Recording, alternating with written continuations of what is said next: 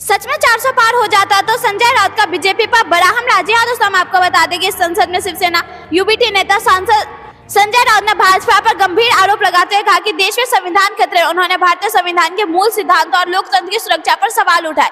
संजय राउत ने कहा कि अगर ये सरकार 400 पार कर लेती तो संसद में चर्चा का विषय संविधान को क्यों बदलना जरूरी है उस पर बहस होती, लेकिन 400 पार का ब्रेक लग गया, इसलिए हम संविधान पर चर्चा करें। संजय राउत ने कहा कि जब आप लोग संविधान पर प्यार दिखाते हैं तो खतरा बढ़ जाता है। उन्होंने आरोप लगाया कि भाजपा के शासन में संविधान को बदलने की कोशिश की जा रही है। उन्होंने कहा कि भारतीय संविधान की ग्लोरियस जर्नी 2014 में खत्म हो गई थी। उन्होंने संविधान का प्रस्तावना का जिक्र करते हुए कहा कि 10 साल में हम भारत के लोग गायब हो गया और हम मोदी के लोग हो गया। शिवसेना नेता ने कहा कि हमने प्रधानमंत्री जी का भाषण लोकसभा में सुना, उनका रिप्लाई जोरदार था, भ्रष्टाचार मुक्त भारत का बहुत बड़ा ऐलान किया। मैं तो ये बोल रहा हूँ कि जब आपको चिंता भ्रष्टाचार की होती है तो भ्रष्टाचार और बढ़ जाता है। प्रधानमंत्री जी बहुत ही मिठास वाणी के नेता, लेकिन वाणी की मिठास के अंदर का भेद नहीं खुलती। देखो मोर कितना सुंदर है, इतना सुंदर नृत्य करता है, सुंदर गाता है, और मोर को देखकर कौन यह कह सकता है कि वह सांप भी खाता है।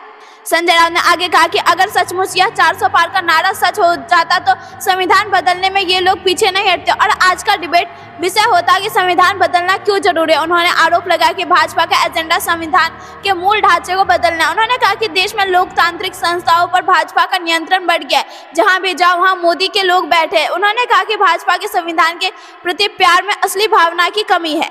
दोस्तों, आप भी संजय राउत की बात से सहमत है तो वीडियो को लाइक करके चैनल को सब्सक्राइब कीजिए, कमेंट लिखिए। जय हिंद, जय भारत।